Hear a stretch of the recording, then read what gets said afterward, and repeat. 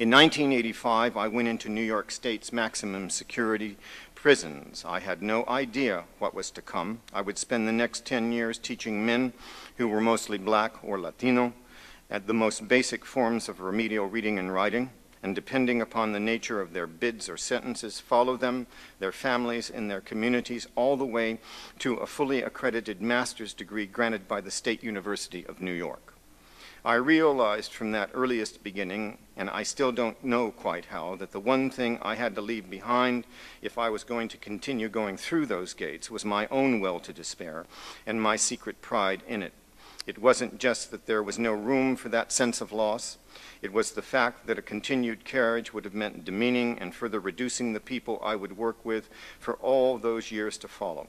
The final hold they had in the midst of catastrophic and unimaginable loss was their desire to gain an education which posed for them the hardest questions about personal breakage, with its price of a nullification so unbearable and paralyzing that one becomes a corpse in a corpse world, smelled, tasted, swallowed every conceivable second. Where can we begin to think again as those persons of Whitman's vista and creative theme, and in thinking not be overwhelmed by the dishaping ravages everywhere we see around us and their ruthless totalities?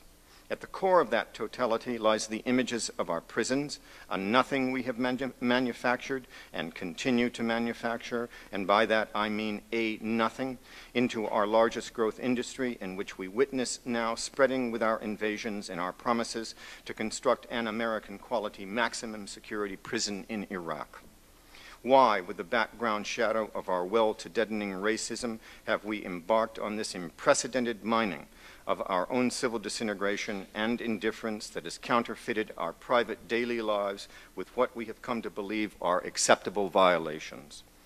I've tried to bring up at least some of these questions. When I moved to California in August of 1997, my native state had 155,000 prisoners in its warehouse. As I write this introduction in July of 2004, there are now 163,000 men and women imprisoned in this one state alone. Obviously, there are many more. Yet this number is the tip of an iceberg. There are 40 adult and youth prisons in California, with a total of 308,000 present inmates and parolees, with approximately 54,000 employees needed to oversee and control this huge number of bodies. 31,000 of these employees belong to the Correctional Peace Officers Union, one of the most influential single lobbies in this state, able to actually dictate policy and with an average salary per guard of $73,000 per year, far more than teachers in elementary, middle, and secondary schools, and more than many assistant and associate professors in California's colleges and universities, has, in addition to its massive power, unlimited sick leave for all of its members. In the face of massive budget cuts, the only entity to receive increases is the prison industry. Kings County is the largest county in the United States, where more than 10% of the population are prisoners.